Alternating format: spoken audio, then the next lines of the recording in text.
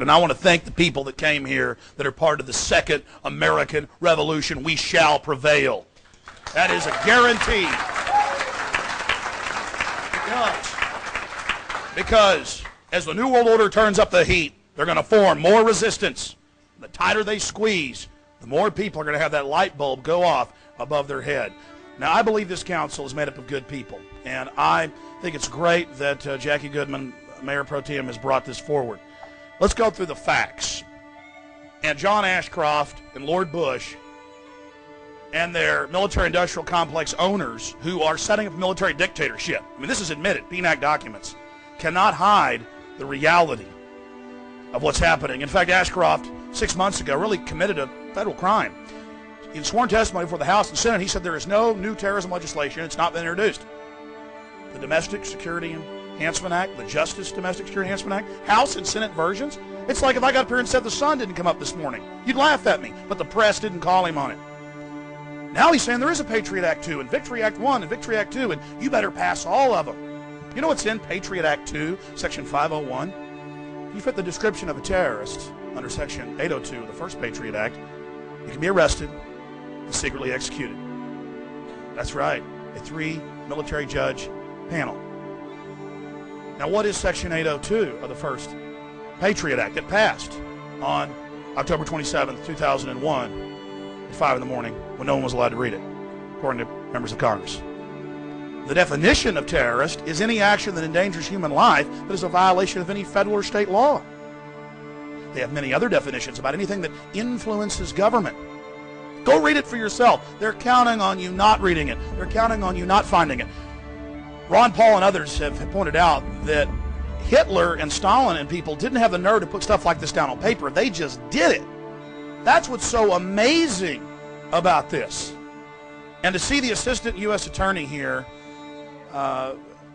peddling this is really sad, but I know it's under orders. Because 2 months ago, it was reported that Ashcroft met out in Hollywood with the heads, the big editors of all the newspapers, and the heads of law enforcement, and said, we'd like you to go out and write editorials, editors, we'd like U.S. attorneys, assistant attorneys write editorials, get on talk shows, get out there and sell this to the people, that this is good, that this is a wonderful thing. So I want the council, in case you don't know this, and the people here today to understand that it's a stage-managed event. I mean, it really was hatched in a smoky room to oppress you, to manipulate you, to con you. Now, that makes me very angry, and that's why it's so exciting that this council may simply just say we have a Bill of Rights and Constitution, and we will not violate the Bill of Rights and Constitution, and in this city, America is still America. I mean, it's just that simple. Now, I'm sure you heard about 5 years ago about the FBI crime lab. The head of it, Dr. Frederick Whitehurst, who I've interviewed several times, said, I'm not doing this anymore. We've been framing people, manufacturing evidence. This is out of control. I've interviewed FBI agent Tyrone Powers, who talked about how they would frame people, the different criminal things that they would do. Tulia, Texas, 56 black people, no criminal record, no drug paraphernalia, no nothing. On the word of one corrupt cop, gave them all 20 to 90 years in prison. Now you think about that. Houston Crime Lab, thousands framed indiscriminately. The police chief had to admit it because his job's on the line. He's claiming, oh, I'm going to fix that problem. It's equivalent of Hermann Goering, promising to stop what Hitler was up to.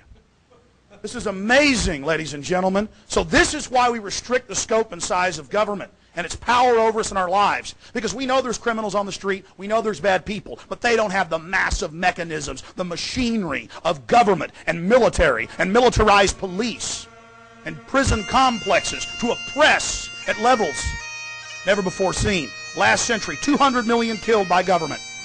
200 million killed. Millions of American Indians, Native Americans killed in this country. So don't tell me we shouldn't have a concern when the most draconian legislation in the history of the world, dwarfing Byzantine Spain and France, is rolled out against the people.